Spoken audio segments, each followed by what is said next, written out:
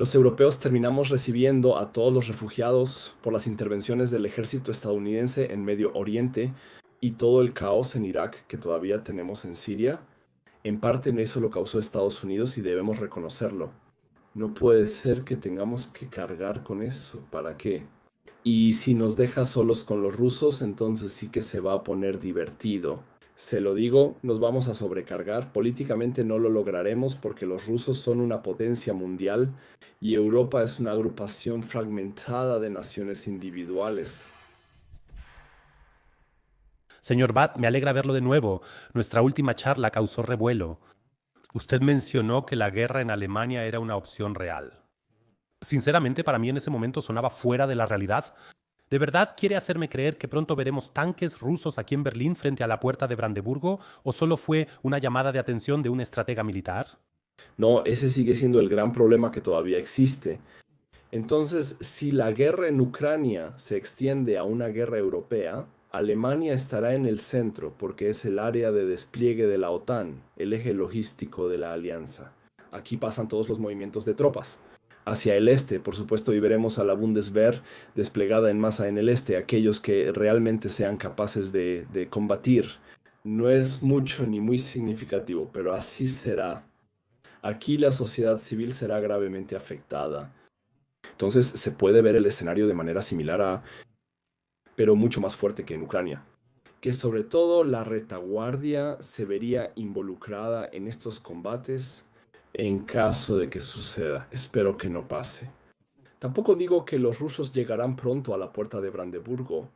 Llevan 3 años y medio intentando conquistar el Donbass y eso que es un país pequeño, necesitan mucho tiempo. Si lo extrapolamos, tardarían 30 años en llegar al Atlántico. Así que no comparto la opinión de que los rusos estén a las puertas, sino que en Ucrania se trata de otra cosa y no de una amenaza para la OTAN. La palabra clave en la política actual, señor Bad, parece ser capacidad de guerra. Como si tuviéramos que preparar a la gente para un maratón o un programa de acondicionamiento físico. ¿Será que esta retórica se pronuncia tan fácilmente porque casi nadie ha experimentado en carne propia los horrores de la guerra? Sí, creo que hay algo de verdad en eso. Este año se cumplen 80 años del fin de la Segunda Guerra Mundial y casi no queda gente que la vivió. Eso ya no es posible biográficamente y la guerra ha salido de nuestra conciencia. Y lo peligroso es precisamente que para nosotros se ha vuelto algo normal pensar que la guerra siempre está muy lejos. Eso lo ves en la televisión sentado en tu sillón y simplemente lo observas. Siempre está lejos, la guerra, esa sensación, la guerra en Ucrania también parece lejana, pero eso no es cierto. Si la guerra en Ucrania se expande a Europa, estaremos en medio de ella. Esa es la diferencia. Y por eso la guerra para Alemania, desde la perspectiva alemana, no es una opción. Desde la perspectiva estadounidense, por ejemplo, o también desde la perspectiva británica, eso ya es algo completamente diferente. También hay que verlo con respecto a la cumbre ahora entre Trump y Putin en Alaska. Personalmente espero que eso inicie negociaciones que lleven a un alto al fuego y a una paz duradera en Europa del Este. Trump comentó que si eso falla tendría que continuar la guerra, mencionándolo casualmente ayer en conferencia de prensa. Digamos, ese es el punto, ¿no? Desde la visión de Estados Unidos, me dice, una guerra en Europa es una opción. Entonces seguirían ganando dinero con la exportación de armas, seguirían suministrando armas que además serían pagadas por los europeos. Así es como funciona. Aumentarían su participación a más del 50% en el acuerdo económico con Ucrania en lo que respecta a los recursos naturales. Serían solo ventajas, es una opción racional. Trump no quiere eso, él quiere sacar a los rusos de esa alianza tan estrecha con China. Ese es básicamente el objetivo de estas conversaciones que vienen ahora y solo se puede esperar que funcione, porque desde la perspectiva europea eso también es esencial. Entonces, quien ha vivido la guerra no quiere guerra. Eso me queda claro. Y usted lo acaba de describir muy bien. Yo le doy a todo esto quizás 5 años más, quizás 10 años. Biográficamente hablando, la generación que está dando la voz de advertencia en este momento va a morir. Entonces, señor Bad, ¿los próximos años serán más bélicos? Eso puede ser, si seguimos manejando las cosas como lo hemos hecho en los últimos 4 años con el conflicto en Ucrania, entonces el peligro de guerra es enormemente alto. porque tenemos políticos responsables de tomar decisiones que han tratado y siguen tratando el tema de la guerra de manera muy, muy irresponsable y superficial. Bueno, gracias a Dios las cosas se han normalizado un poco desde que llegó al poder un nuevo gobierno en Estados Unidos, pero tengo que decir que esta manera de tratar el tema de la guerra me parece demasiado relajada. Solo se puede advertir sobre eso. No soy pacifista en absoluto, pero no tengo ganas de que mi país sea dirigido por políticos, por militares, diletantes que no entienden de guerra, nunca tuvieron un rifle ni vieron un cuartel por dentro. Nos están empujando a una guerra con Rusia, lo cual es inaceptable para Alemania. Eso simplemente es totalmente irracional porque no ganamos nada con eso, solo perdemos en todos los aspectos. Eso es distinto desde la perspectiva estadounidense. Solo es un ejemplo. Debemos tener cuidado con eso. Ya mencionaste varias veces a nuestro amigo Donald Trump. O me parece interesante que Donald Trump hable directamente con los llamados enemigos. Viajes a Corea del Norte, ahora se reúne en Alaska con Putin. Esas son cosas que en Alemania tendríamos bloqueos mentales durante años o primero tendríamos que cumplir con un montón de protocolos. ¿Qué se puede esperar concretamente de la reunión en Alaska? Eso hay que esperar a verlo. Bueno, quiero decir, Trump mismo ha relativizado las expectativas aquí, ahora, en los comunicados de prensa más recientes. Pero por supuesto es un primer paso y sobre todo muestra que los señores del proceso, es decir, los que deciden sobre la guerra y la paz, están en Europa, Estados Unidos y Rusia. Así es. Uno puede oponerse a eso y criticarlo o lo que sea, pero esos son los hechos. Solo en Washington y Moscú se deciden la guerra y la paz, punto. Por eso es correcto que ambas potencias se comuniquen. Y lo han estado haciendo desde hace meses, o sea, en todos los niveles, en todos los canales. Desde la Casa Blanca y el Kremlin hasta los altos mandos militares y servicios de inteligencia, los europeos, especialmente los alemanes, estamos orgullosos de no hablar con Putin. Eso me parece desastroso, sinceramente. Y en ese sentido, deseo que de esta cumbre tal vez se puedan establecer las condiciones para futuras negociaciones en las que los europeos y también Zelensky y Ucrania deberían participar. Trump tampoco ha descartado que eso sea un punto de partida. Esa podría ser una cumbre con verdadero significado histórico, similar al encuentro entre Ronald Reagan y Mikhail Gorbachev, por ejemplo. En el 88 terminó la Guerra Fría. Esa reunión fue en Governor's Island, cerca de Nueva York. Esa reunión. Y eso finalmente terminó la Guerra Fría. Eso tiene el potencial de que también pase en Alaska, pero todavía es muy pronto, no se puede prever. Puede ser el comienzo de algo nuevo o puede ser el final. Entonces los estadounidenses dirán, bien, europeos, sigan dando armas, nosotros también, pero ustedes pagan. Vean cómo resuelven con los rusos. Eso ya lo dijo Trump. Así que solo puedo desear también por la seguridad europea que los estadounidenses tengan éxito en Alaska. ¿Cree usted, señor Bad, que Donald Trump es un estratega o solo un gran apostador? Él es un poco como un conejo que nunca corre en línea recta. Siempre da giros bruscos y hace que todos los demás salten en vano. Sí, pero debo decir que, claro, él es una persona muy errática y es difícil, digamos, de predecir, pero él, incluso en su primer mandato, logró ese equilibrio de Israel con los estados árabes. Él hizo esos acuerdos de Abraham. Ahora también tiene el expediente de Irán en sus manos. Él voló y condujo esa incursión militar con los israelíes. Sí, pero él mantuvo la guerra limitada, negoció paralelamente y sigue negociando. Y también busca lograr un acuerdo con Irán. Y ha dejado una gran huella en Medio Oriente, eso hay que decirlo. Los europeos pueden hablar a favor o en contra de Gaza, como sea, pero simplemente no participan en la toma de decisiones. Y si ahora consigue, junto con Rusia, este conflicto en Ucrania, que no tiene solución militar, desde la perspectiva occidental, al menos que sea satisfactoria, si puede terminarlo y llegar a un acuerdo con los rusos de alguna manera y por supuesto considerando las preocupaciones de Ucrania y de los estados europeos, eso es lo que él quiere hacer también. Entonces habrá logrado algo grande a pesar de toda la erraticidad, lo sé. Y hay muchos otros políticos europeos que no son tan erráticos, ¿no? Pero que no tienen ninguna eficacia, no tienen ningún efecto. Los europeos también están completamente fuera del juego. Así que el juego ahora se juega entre Moscú y Washington y la presidenta de la comisión tampoco es ya parte del juego. Ella ni siquiera estuvo presente jugando golf en Escocia, solo pudo estar ahí y escuchar lo que el presidente estadounidense quería. Así que Europa no es un actor en política de seguridad, eso es bastante obvio. Nunca antes habíamos sido tan dependientes militarmente de Estados Unidos como lo somos hoy y también políticamente. Así es simplemente. Y si uno mira hacia atrás, sigue siendo así. Moscú y Washington deciden lo que pasa en Europa. Así era hace 80 años.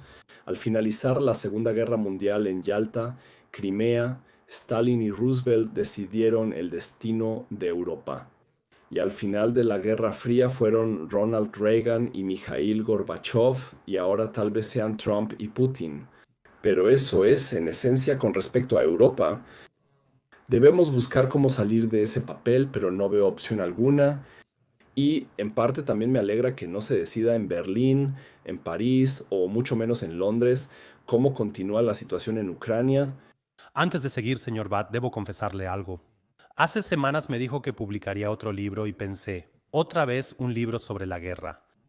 Luego lo leí, y debo decir que es una verdadera joya. Está escrito en forma de diálogo, junto con Klaus von Donanyi.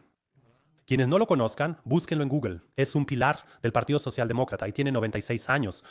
Y él mismo fue testigo de la guerra y de alguna manera participó como oficial en la Segunda Guerra Mundial. Y uno siente que está sentado en la mesa con él y en realidad uno escucha a dos mentes experimentadas hablando sobre la guerra, la paz y la política de poder. Le muestro rápido el libro. Cuéntenos brevemente, ¿cuál es la enseñanza principal de este libro que todo espectador debería llevarse hoy? No puedo resumirlo en una frase. Fue fascinante hablar con Klaus von Donanyi. Nos conocimos y nos apreciamos durante el debate sobre Ucrania y coincidimos en muchas cosas. Pero, por supuesto, él tiene un trasfondo biográfico completamente diferente, un trasfondo profesional distinto y también un trasfondo personal diferente. Además, hay 30 años de diferencia entre nosotros. Él realmente pertenece a otra generación, que también vivió la guerra de manera directa y simplemente fue una conversación fascinante sobre la guerra y la paz, ¿no? Que tuvimos de manera libre. Eso es lo que más valoré. Quiero decir, con algunas declaraciones uno podía imaginarse que después iban a provocar una crítica increíble y que a unos no les iba a gustar y a otros tampoco, pero de alguna manera también fue una conversación entre hombres libres y me alegra que todavía existan. Me incluyo algo en eso, nadie es totalmente libre. Pero si pienso en lo dependientes que son muchos expertos, en qué nómina están y para quién trabajan, también está la política de partidos. Fue una gran conversación sobre guerra, paz y la política de seguridad actual. Había mucha historia, pero no solo eso. Así que fue una interacción entre lo actual y lo pasado, pero muy reveladora. La verdad, la conversación me aportó mucho y espero que a uno que otro lector también le guste el libro. Definitivamente. Son 140 páginas, está escrito de manera muy amigable para el lector, o sea, realmente con márgenes muy amplios, y me lo devoré en 2 horas y media, así que lo puedo recomendar al 100%, señor Bad. Mientras más envejezco, más me pregunto, ¿esa famosa política exterior basada en valores de la que siempre hablamos realmente existió alguna vez? Quiero decir, nos presentamos como campeones morales, pero vamos por el mundo con un bidón de gasolina, avivando conflictos, vendiendo armas, y luego nos sorprendemos de que haya refugiados en nuestras puertas. Como si fuera un fenómeno natural. ¿Siempre fue solo una etiqueta para imponer intereses duros? Bueno, esa política exterior basada en valores también fue muy cómoda para Alemania. O sea, nosotros no éramos los que daban forma a las relaciones internacionales, tampoco lo somos ahora y ya no lo seremos. En ese sentido estábamos mejor que, por ejemplo, los estadounidenses, también los chinos o naciones que realmente actúan en función de sus propios intereses. Y en las relaciones internacionales no se trata principalmente de valores, sino sobre todo de intereses. Los valores y las normas, incluidas las del derecho internacional, son importantes, pero al final, en última instancia, solo se trata de política de intereses. Klaus von Donanyi, por cierto, escribió un libro excelente hace algunos años sobre intereses nacionales. Y lo que nosotros, los alemanes, también debemos aprender es simplemente que en la política exterior debemos ver principalmente nuestros propios intereses.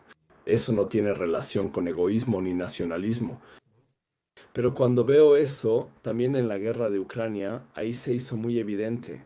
Queríamos ir con todo, muchos incluso hasta llegar a una intervención militar por Ucrania, ¿no? Y eso es muy honorable, pero por supuesto no corresponde a lo que se debería hacer a nivel internacional. Porque ante todo uno debe velar por su propio país y no practicar ese altruismo político.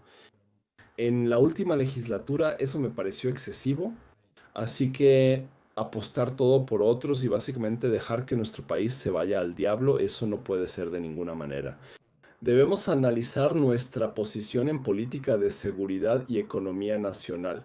Ahora pronto vamos a superar la marca de 3 millones de desempleados, ¿no? Nuestro desarrollo económico está estancado y es recesivo, hay que decirlo.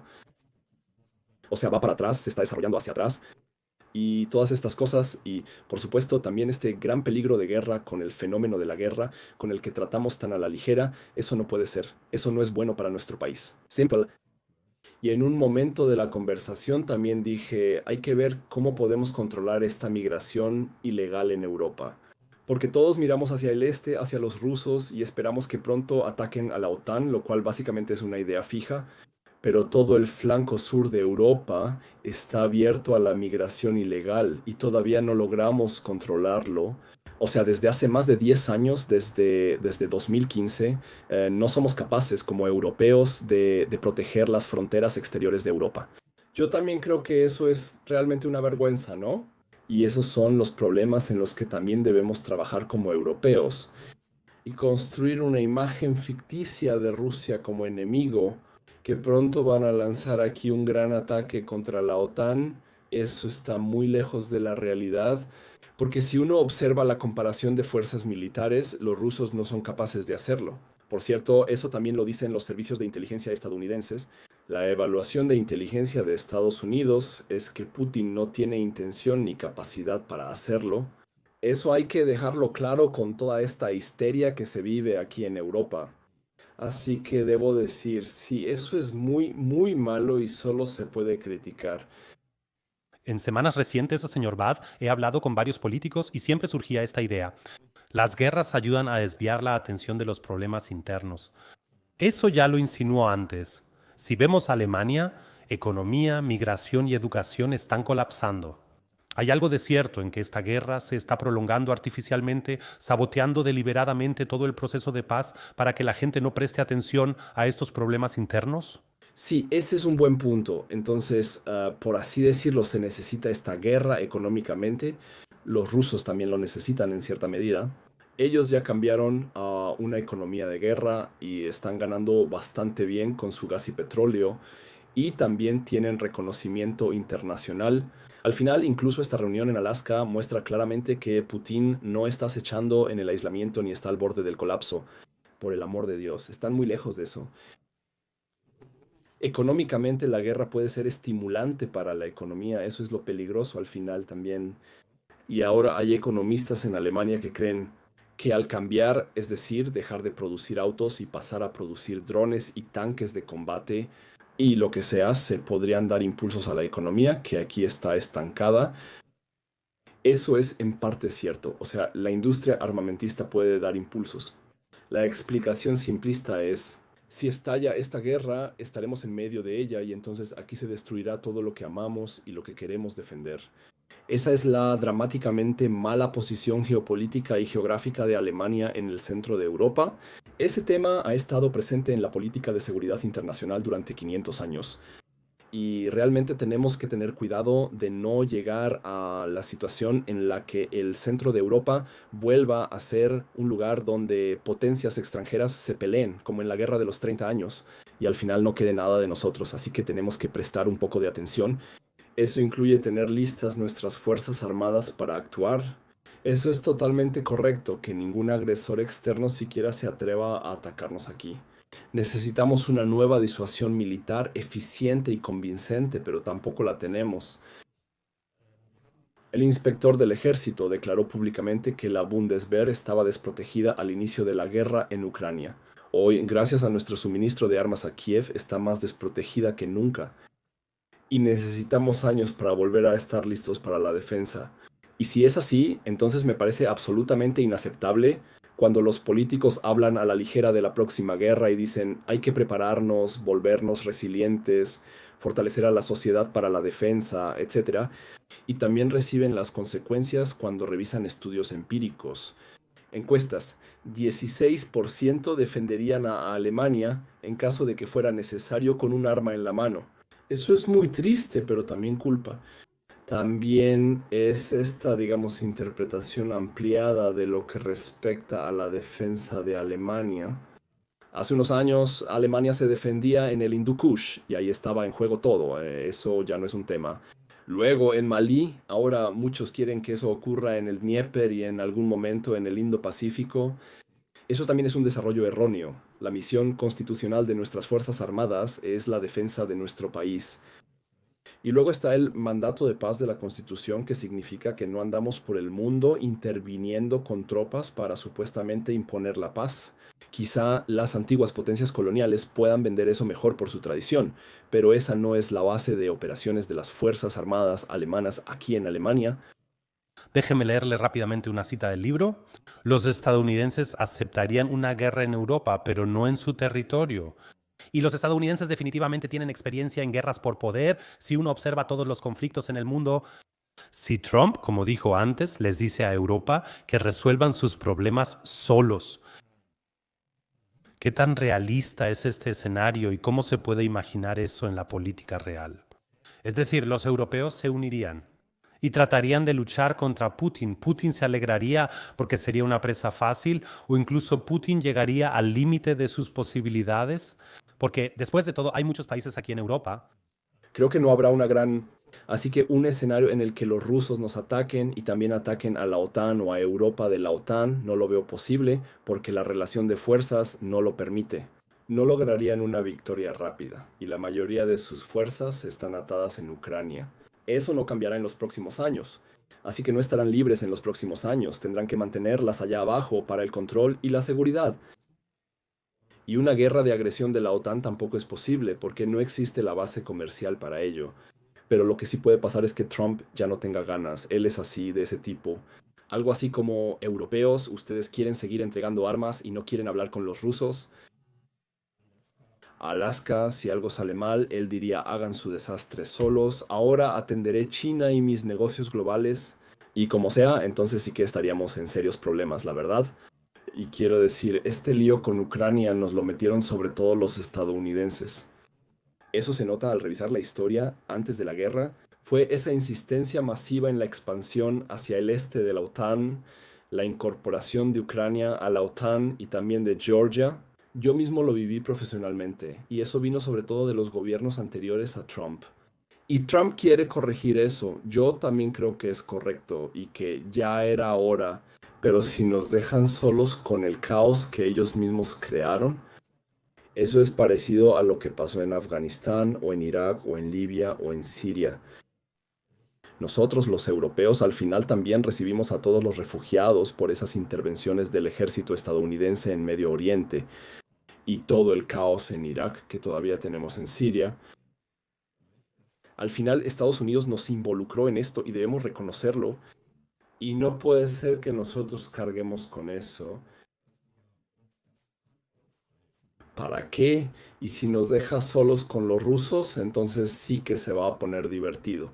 Se lo digo, nos estamos sobrecargando totalmente. Políticamente nunca lo vamos a lograr porque los rusos siguen siendo una potencia mundial y Europa es una agrupación fragmentada de naciones individuales donde también falta la voluntad política y la capacidad para oponerse a ellos de manera duradera. De todos modos, siempre estaremos ocupados con la guerra, así que no sé cómo estará Europa en unos años, pero tiene razón. Este escenario de guerra desvía la atención de muchos temas. Entonces, en el momento en que estemos en guerra con Rusia, como Europa solo tendremos este único tema y no los otros 100 problemas sobre los que también discutimos y debatimos todos los días. Así que realmente deberíamos evitar eso. Y en ese sentido, le deseo a Trump que lo logre, que al menos en Alaska pueda establecer el marco para posibles negociaciones futuras con la participación también de los europeos. porque estos puntos que Europa plantea en relación con la guerra en Ucrania son justificados, así que uno podría también la membresía de Ucrania en la OTAN, es decir, bajo ciertas condiciones, podría ser aceptable para los rusos en determinadas circunstancias. Quiero decir, la Alemania reunificada también se convirtió en miembro de la OTAN y lo resolvimos de tal manera que dijimos, en la parte oriental de la alianza simplemente no habrá tropas de la OTAN ni cuarteles generales y así sucesivamente. Después de todo, tenemos experiencia también con los territorios ocupados. Se puede decir que desde el punto de vista del derecho internacional eso sigue perteneciendo a Ucrania, pero a largo plazo, digamos, eso se resolverá legalmente en un momento posterior. Tenemos esa experiencia, hay docenas de ejemplos del siglo XX. El ejemplo alemán también es así. Al final, fijamos la frontera oriental de Alemania hasta el Tratado 2+4. Antes decíamos que los territorios orientales estaban bajo administración polaca. Entonces hay docenas de ejemplos de cómo se puede abordar políticamente esta guerra, pero lo importante primero es realmente terminar esta guerra. Ese es el mandato principal para que no terminemos involucrados en una guerra europea con Rusia. Usted afirma, señor Bat, que Rusia nos aventaja entre 15 y 20 años en algunas tecnologías militares. ¿Cómo se imagina eso? ¿Se trata de algunos misiles que tal vez tengan una ventaja competitiva o sería realmente una demostración de poder en una guerra? Porque simplemente se tiene alguna tecnología que realmente te hace avanzar o en su caso puede destruirnos.